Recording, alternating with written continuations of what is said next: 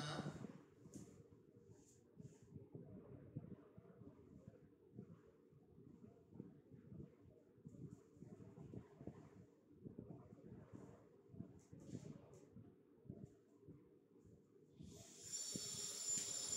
Heating effect of current.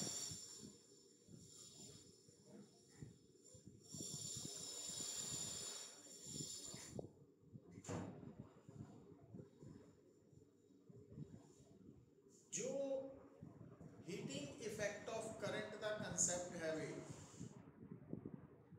तो देखो बेटा कल भी मैं तुहानू दसिया सी कि actually whenever an electric current is flowing through a conductor or a resistor, तो जदों भी कोई कंडक्टर या रजिस्टर के थ्रू इलैक्ट्रिक करंट फ्लो हो रहा, तो उस रजिस्टर के अंदर, उस कंडक्टर के अंदर जो इलैक्ट्रिक फील्ड सैटअप हो चुका जिहदे करके करंट एग्जिस्ट कर रहा, उस इलैक्ट्रिक फील्ड ने उस कंडक्टर के अंदर जिन्ने भी फ्री चार्जेस है, तो जे थोड़ा कंडक्टर या रजिस्टर से मैटल कंडक्टर है तो फ्री चार्जेस फ्री इलैक्ट्रॉन्स की फॉर्म च होंगे, तो वो फ्री इलैक्ट्रॉन्स जो एक्सलरेट होंगे under the effect of electric field, तो उन्होंने फ्री इलैक्ट्रॉन्स की काइनेटिक एनर्जी इंक्रीज करेगी, पर ड्यूरिंग देयर मोशन ये जो फ्री इलैक्ट्रॉन्स है ना, ये फिक्स्ड पॉजिटिव आयंस के नाल कोलाइड करेंगे, और ड्यूरिंग कोलिजन ये जो फ्री इलैक्ट्रॉन्स है इन्होंने जो एक्सलरेटेड मोशन दे करके जिन्नी काइनेटिक एनर्जी गेन की है वो सारी दी सारी वो ट्रांसफर कर देंगे पॉजिटिव आयंस में, और पॉजिटिव आयंस को ट्रांसफर होने के नाल की होएगा कि जो थर्मल एनर्जी है या टेम्परेचर ऑफ कंडक्टर है दैट विल इंक्रीज, और करंट के इस इफेक्ट को असी हीटिंग इफेक्ट ऑफ करंट और थर्मल इफेक्ट ऑफ करंट बोल देते हैं। और ये इफेक्ट बेटा हर तरह के कंडक्टर्स दे विच एग्जिस्ट करता, और इसे करके तुसी नोट किया होएगा कि जिन्ने भी इलैक्ट्रिक एप्लायंसिस है, मतलब वो एप्लायंसिस जिहड़े करंट के नाल ऑपरेट होंदे है ना, वोल्टेज दे करके ऑपरेट होंदे है, उन्हां एप्लायंसिस नूं जदों भी असीं थोड़ी देर लई चलाने आ तो वो गर्म हो जाते हैं। तो कई इलैक्ट्रिक एप्लायंसिस इदां दे आ बेटा जिथे साडी रिक्वायरमेंट है कि हीटिंग इफेक्ट ऑफ करंट घट होए, पर कईयां दे विच जो एप्लायंसिस है वो इसे प्रिंसीपल ते बेस्ड है जिन्हों असीं हीटिंग इफेक्ट ऑफ करंट कहने हैं, जिद्दां कि गीज़र है, इलैक्ट्रिक कैटल है, इलैक्ट्रिक हीटर है ना, इलैक्ट्रिक बल्ब है। तो ये जोड़े एप्लायंसिस है ये तो बेस्ड ही इसे कंसैप्ट पे है जिसनों असीं हीटिंग इफेक्ट ऑफ करंट बोलते हैं। तो हुण बेटा जिहड़ा नैक्सट क्वेश्चन जिहदा असीं हुण आंसर करना वो की है कि जो इलैक्ट्रिक एप्लायंसिस है उन्होंने जदों करंट पास होता तो वो हीट पैदा होती, तो हीट की अमाउंट कैलकुलेट किस तरह करनी है, किहड़ा फार्मूला है, तो उहदे लई तुसीं नोट करना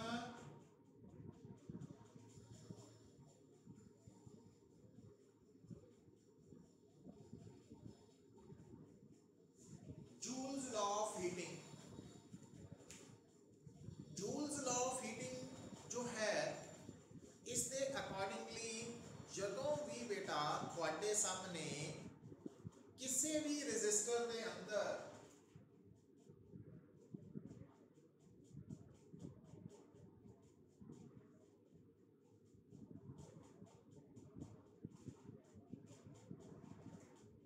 जदों भी थोड़े सामने किसी भी रजिस्टर के अंदर करंट पास हो रहा, तो उस रजिस्टर की रेजिस्टेंस अगर कैपिटल आर है और वो पास होने वाला करंट एक तो स्टैडी करंट है और वो वैल्यू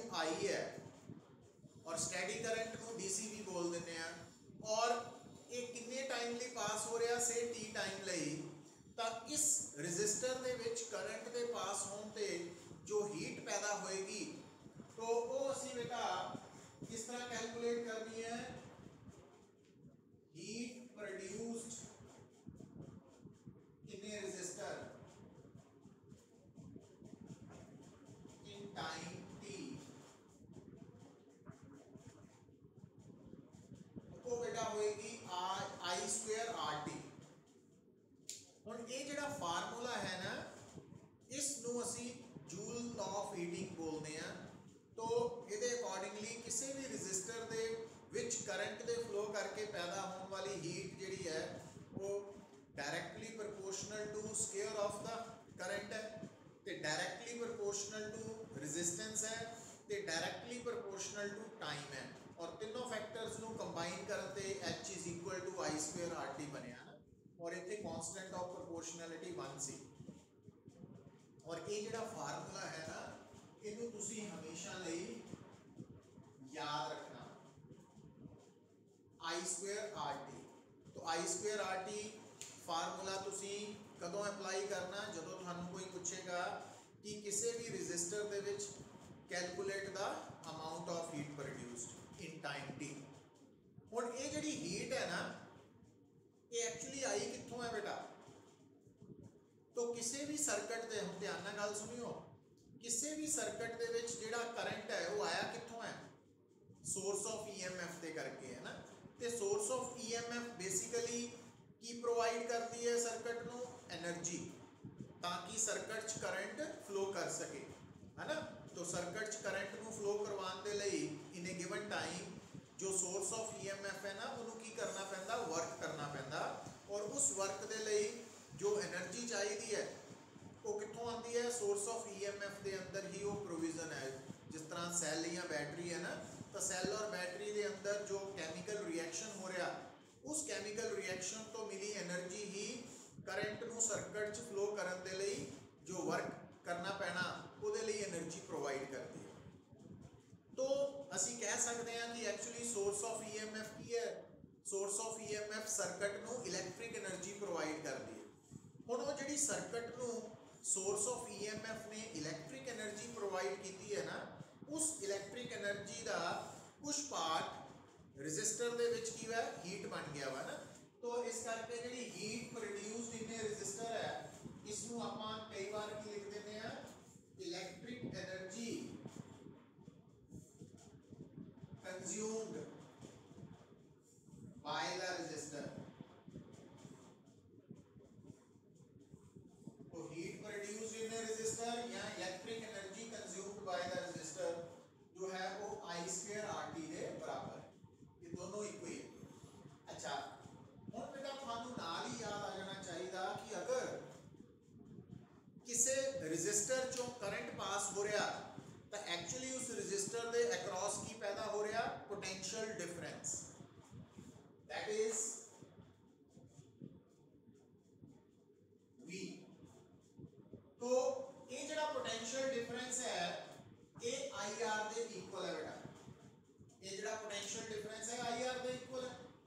तो अगर ਆਪਾਂ I ਦੀ ਵੈਲਿਊ ਇਹਦੇ ਵਿੱਚ ਪੁੱਟ ਕਰ ਦਈਏ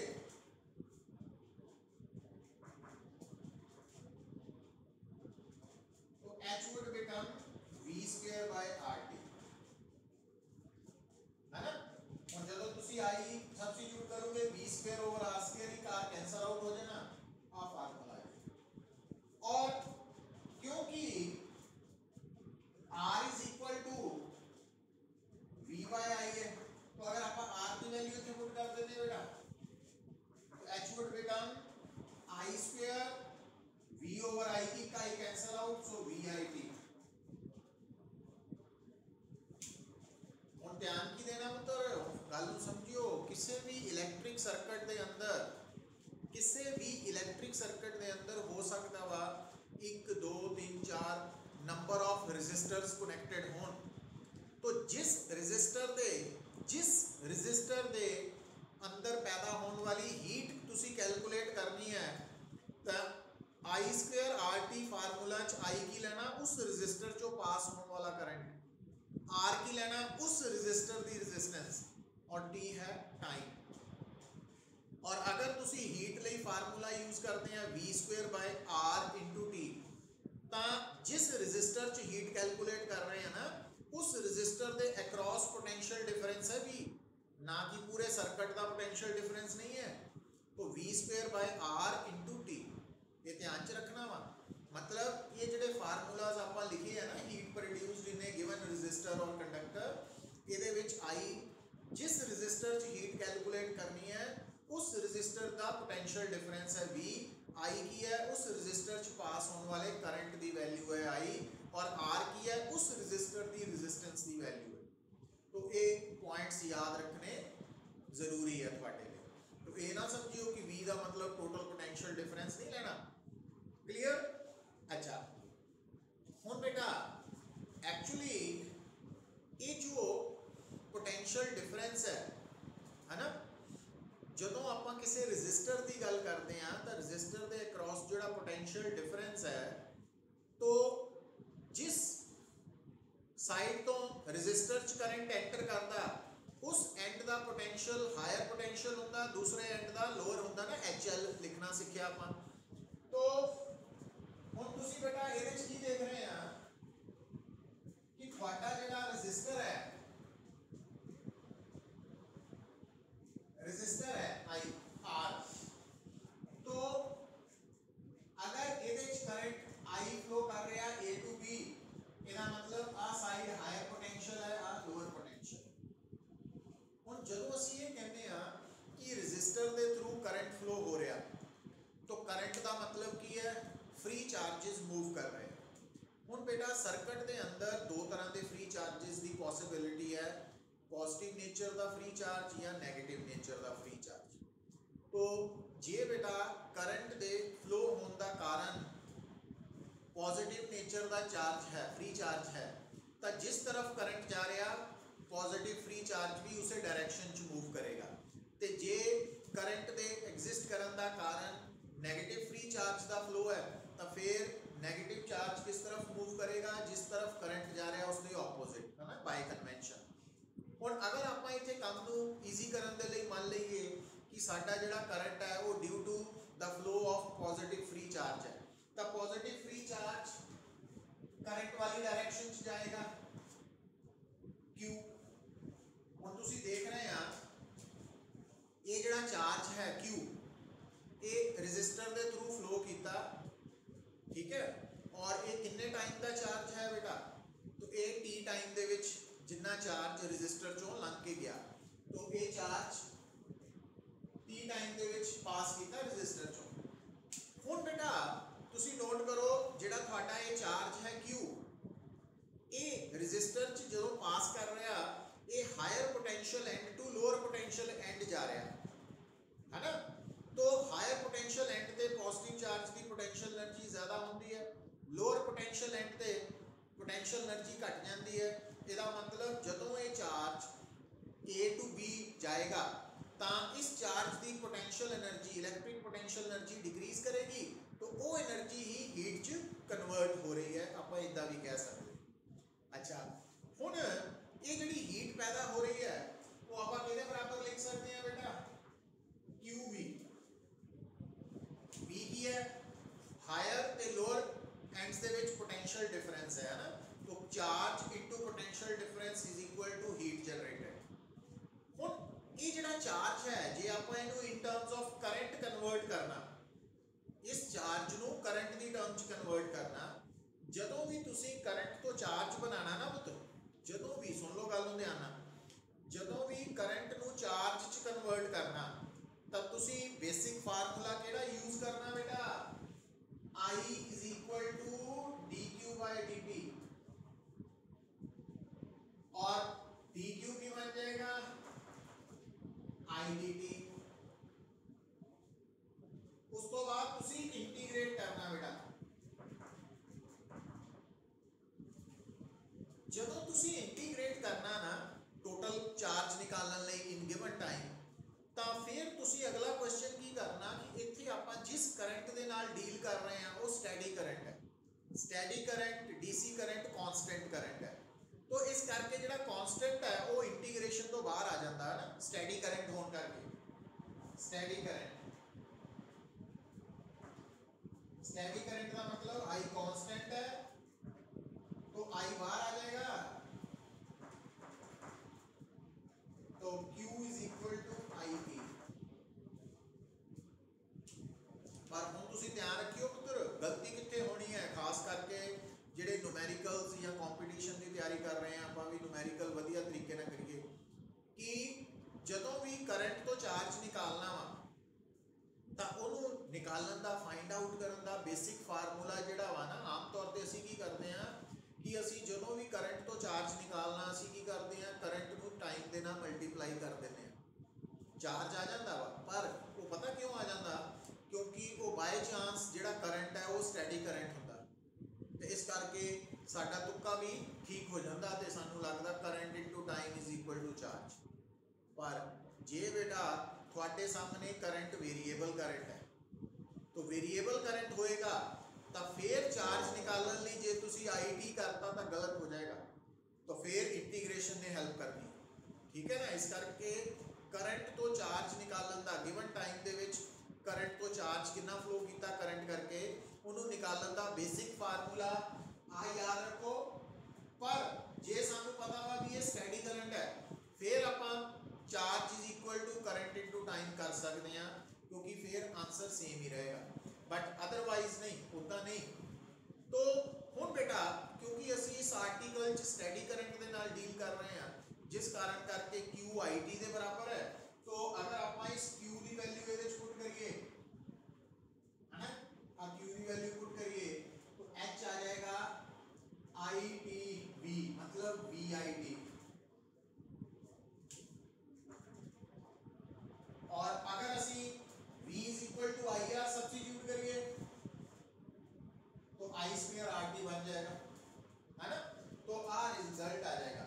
तो जेड़ा जूल्स लॉ ऑफ हीटिंग है, तो ਉਹਦੇ बारे सानू क्लीयर हो जाना चाहिए कि किसी भी रजिस्टर ਦੇ ਵਿੱਚ करंट ਦੇ पास ਕਰਨ ਨਾਲ कितनी हीट पैदा होनी है।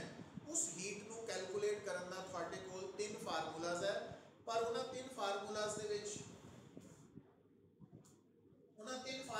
ਵਿੱਚ जो तुसी IRT यूज कर रहे हैं वो I की है, जिस रजिस्टर च हीट कैलकुलेट करनी है ਉਹਦੇ च फ्लो होने वाला करंट I है, और उस रजिस्टर के अक्रॉस पोटेंशियल डिफरेंस V है, और R उस रजिस्टर की रेजिस्टेंस है, तो T जिन्ने टाइम की हीट कैलकुलेट करनी वो टाइम। और उसको भी इंपॉर्टेंट गल, क्योंकि बेटा heat is a kind of energy है। जदों असी I square RT formula use करना, ये तुहानू पहला ही दसिया गया कि जदों भी तुसी कोई फार्मूला यूज करते हैं न्यूमेरिकल परपज़ लई, तां डिफरेंट क्वांटिटीज़ की वैल्यूज़ नू सबस्टिट्यूट करते वक्त हर क्वांटिटी SI यूनिट ही प्रैफर करते हैं असीं। तो इस करके करंट भी तुहाडा एम्पीयर च चाहिदा। जे मान लो करंट की वैल्यू मिली एम्पीयर च है, माइक्रो एम्पीयर च है, तो पहला उन्होंने एम्पीयर च कन्वर्ट कर लेना। रेजिस्टेंस की वैल्यू तो नॉर्मली ओम च ही होएगी, पर जे मान लो वो किलो ओम या मैगा ओम च है तो उन्होंने पहला ओम बना लेना। तो टाइम तो ज़्यादा गलती होती है, टाइम सैकेंड च लेना बेटा, क्योंकि टाइम की गलती तुसी ज़्यादा करनी है। जे टाइम तुहानू आवर्स या मिनट च दिता, पहला उन्होंने सैकेंड च कन्वर्ट करके फिर सबस्टिट्यूट करना, तो हीट की वैल्यू जूल च आएगी, क्योंकि हीट काइंड ऑफ एनर्जी है, तो SI यूनिट जूल है। पर फिर की होंदा बेटा, एनर्जी का हीट का प्रैक्टिकल यूनिट कैलोरी भी है ना। हुण कई बार न्यूमेरिकल च ना सानू हीट प्रोड्यूस्ड कैलोरी च दित्ती हुंदी है, तो अगर मान लो हीट प्रोड्यूस्ड कैलोरी च दित्ती है तो फार्मूला च उहनूं पुट करन तो पहला जूल च कन्वर्ट करना, और उहदे लई तुहानूं रिलेशन पता ही है कि 1 calorie is equal to 4.2 joule, 4.2 joule. तो ये फार्मूलाज जिहड़े है बड़े बेसिक्स है, बट ये पता होने चाहिए है तुहानूं। तो ये क्योंकि टॉपिक जिहड़ा ना ये थ्योरी वाइज उतना इंपॉर्टेंट नहीं है जितना न्यूमेरिकल्स पॉइंट ऑफ व्यू तो इंपॉर्टेंट है, और ईजी भी है, कोई ज़्यादा मुश्किल नहीं। बट हुण बेटा इस तो नैक्सट जिहड़ा पॉइंट आएगा वो है, देखो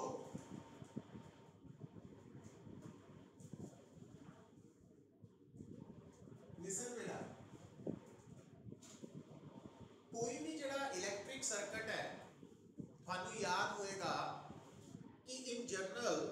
थानू कोई कहे कि इलैक्ट्रिक सर्किट के अंदर टोटल करंट निकालना, वैसे तो डिफरेंट वेज है टोटल करंट निकालन दे, बट जो बेसिक फार्मूला वो की है कि थानू दस्या होया किसी भी सर्किट च टोटल करंट है, सब तो पहला तुसी उस सर्किट का टोटल EMF निकालना, फिर तुसी उस सर्किट की टोटल इंटरनल रेजिस्टेंस निकालनी, फिर तुसी उस सर्किट की टोटल एक्सटर्नल रेजिस्टेंस निकालनी। तो जदों थानू टोटल इंटरनल ते टोटल एक्सटर्नल रेजिस्टेंसेस पता लग गई तो तुसी टोटल रेजिस्टेंस ऑफ सर्किट भी निकाल सकते हैं, ते उस तो बाद तुसी total current is equal to total EMF over total resistance. ये बेसिक फार्मूला है किसी भी सर्किट च करंट निकालने का। पर हुण देखो बेटा जिहड़ी गल तुहानू पता होनी चाहिए है, लिसन ध्यान नाल गल सुन लो, कोई भी जिहड़ा इलैक्ट्रिक सर्किट है ना, ਇਹਦੇ अंदर ਜਿਹੜਾ ਇਹ फार्मूला है ना लिखते हैं total current is equal to total EMF over total resistance, ये बेसिकली आया कित्थों है, law of conservation of energy के बेस्ड कंसैप्ट है। क्योंकि कोई भी कंसैप्ट है, कोई भी फिनोमिना है, कोई भी प्रोसैस है, ਉਹਦੇ ਵਿੱਚ law of conservation of energy ने ओबे होना ही होना है ना, ਉਹਦੀ वायलेशन एक भी एग्जाम्पल नहीं मिलती सानू। तो ये जिहड़ा फार्मूला ये भी law of conservation of energy के बेस्ड है, हुण तुसीं चैक कर सकते हैं, ਉਹਦੇ बारे मैं दसन लगा थानू। तो देखो मान लो थोड़े सामने बेटा आ एक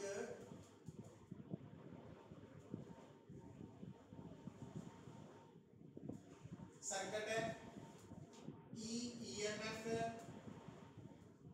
EMF के दा सोर्स ऑफ EMF सेल दा R की है इंटरनल रेजिस्टेंस, R की कैपिटल R की है एक्सटर्नल रेजिस्टेंस, और ये जिहड़ा सेल है, सेल की है दस्या होया सोर्स ऑफ EMF, ये की कर रही है सर्किट नू करंट प्रोवाइड कर रही है। और एक्चुअली सोर्स ऑफ EMF दा काम की है, सर्किट दे विच करंट नू फ्लो करवाने दे लई जो वर्क डन रिक्वायर्ड है, उस वर्क डन दे लई एनर्जी सप्लाई करना, एनर्जी नू सप्लाई करना सर्किट। इस करके तुसी नोट कर सकते हैं बेटा कि जिहड़ी सोर्स ऑफ EMF है ना, कोई सेल है, बैटरी है या जनरेटर है, ये एक्चुअली की है सर्किट नू इलैक्ट्रिक एनर्जी सप्लाई करते हैं। तो हुण इस circuit electric energy supplied by source of EMF in time t। अच्छा इस ने जेडी सर्किट को एनर्जी सप्लाई करनी है ना, वो एनर्जी जानी किथे है, क्योंकि इथे रेजिस्टर्स कनेक्टेड है, तो वो रेजिस्टर्स दे विच हीट बन जानी है। तो आ जेडी सेल ने सर्किट को एनर्जी सप्लाई करनी है, वो हीट च कन्वर्ट हो जानी है। तो heat produced in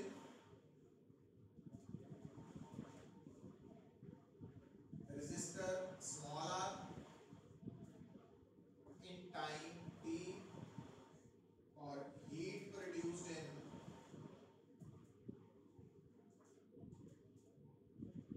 resistor capital R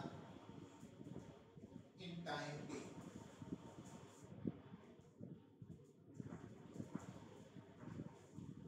तो आ हीट के बराबर है बेटा, क्योंकि इस रेजिस्टर च करंट I है, ਇਹਦੇ ਚ भी I है,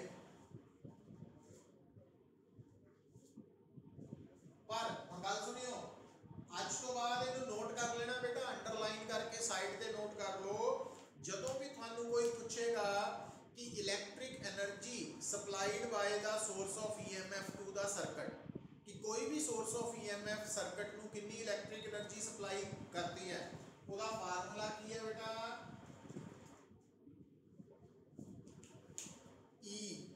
EIT, जितना उस सोर्स ऑफ EMF का EMF है, जितना वो करंट I सप्लाई कर रही है into time.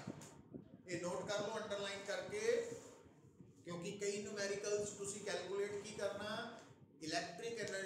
supplied by the source of EMF। ਇਹਦਾ ਮਤਲਬ ਤੁਸੀਂ ਉੱਥੇ ਕਿਹੜਾ ਫਾਰਮੂਲਾ ਯੂਜ਼ ਕਰਨਾ, EIT EMF ਕਰੰਟ ਤੇ ਟਾਈਮ।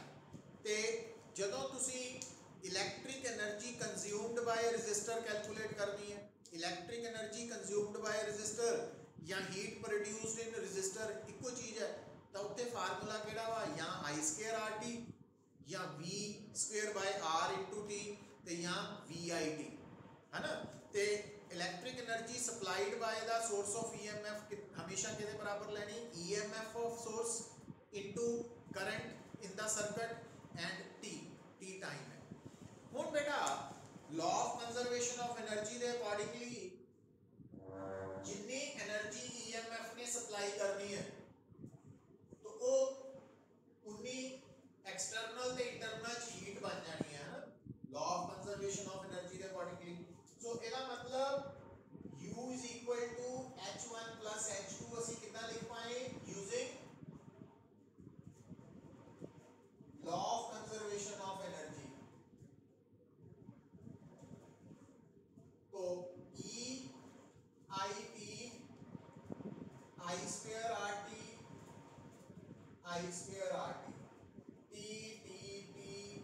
I इकाई, तो E is equal to, तो I is equal to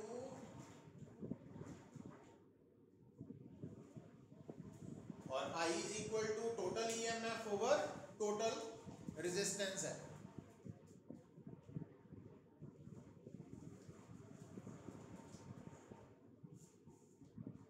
तो ये जड़ा बेटा रिजल्ट है, ये थानू पता लग गया law of conservation of energy पे बेस्ड है। तो इतने तक समझ आई है गल, आर्यन मीनिया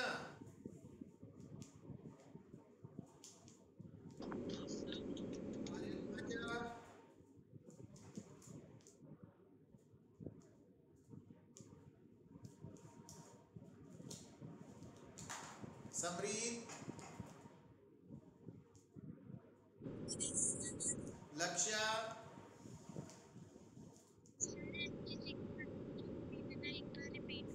हैं?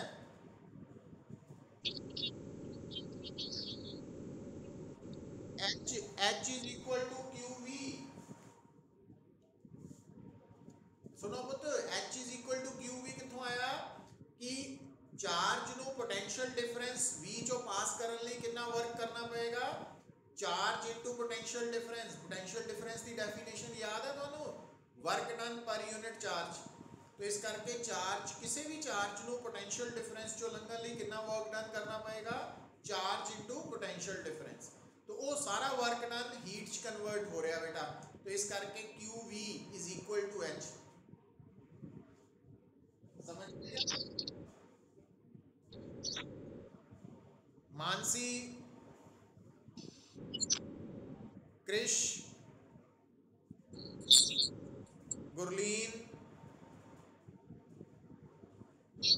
चिराग, हरमन,